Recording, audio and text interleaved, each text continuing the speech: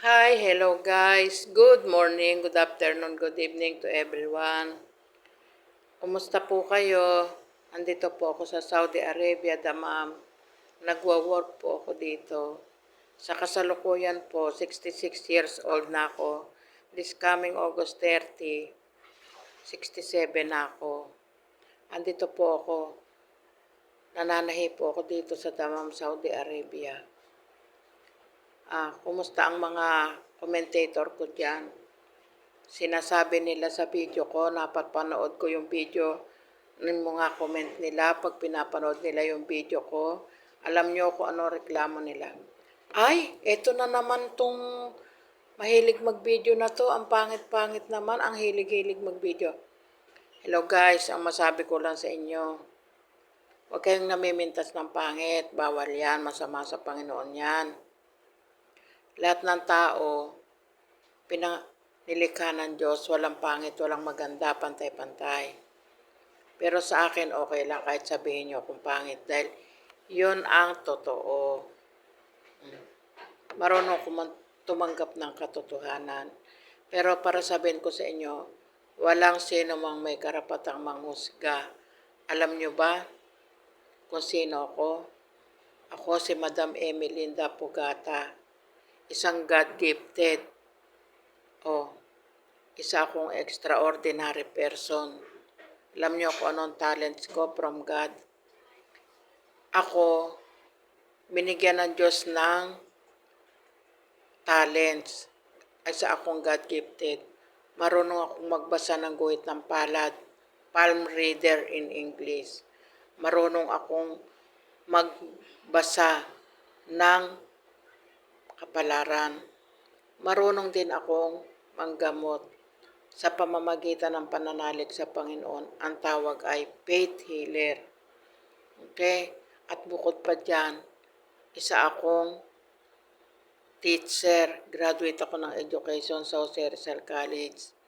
Kaya, please naman, bago kayo manghusga na ako mahilig mag-video at pangit, kilalanin nyo munang mabuti ang pagkatao ko kung sino ako. Husga kayo ng husga, hindi nyo naman ako nakikilala. Alam nyo ba, mag-YouTube man ako, mag-video man ako, hindi man ako sweldohan ni YouTube, okay lang sa akin. Ma-monetize ako o hindi, okay lang sa akin. Alam nyo kung bakit? I'm not affected. Bakit? May sweldo naman ako sa sweldo ko dito bilang isang sewer, bilang dressmaker, bilang mananahe, bilang kayata. May sweldo ako. At may pension pa ako. Para sabihin ko sa inyo ang totoo, ang pension ko sa SS, naka-stack sa bangko. Nakaipon lahat sa bangko, hindi ko nagagalaw. Samantalang ang mga iba kong kasamahan na nagpe-pension, nakakausap ko sila at nakukumusta ko sila at kinukumusta din nila ako. Alam nyo ba kung anong mga kwento nila, yung mga katulad kong senior na pensionada at pensionado? Mabuti pa daw ako hindi ko nagagalaw ang pension ko, samantala daw sila, ang pension nila, ang ATM nila, nakasangla. Tingnan nyo nga, ang galing yung manghusga, pero hindi nyo naman ako kilala.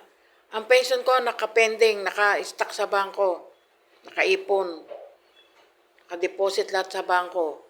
Hindi ko yan nagagalaw mula ng edad ko 60, ngayon 66 na ako, magsi-67 na ako ngayong August.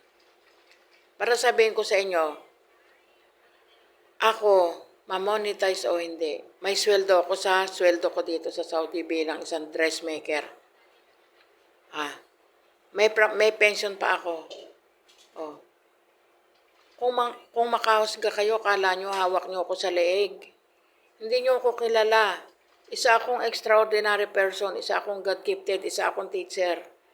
Bago kayo manghusga, kilalanin nyo naman. Please, kilalanin nyo naman. This is the end of my video. Bye-bye. I-block nyo ako kung ayaw nyo akong makita. Kung ayaw nyo akong panoorin, i-block nyo. But this is my right. Karapatan ko ito na mag-video kung gusto ko. Everybody welcome here in YouTube, in Facebook, in social media. Everybody welcome.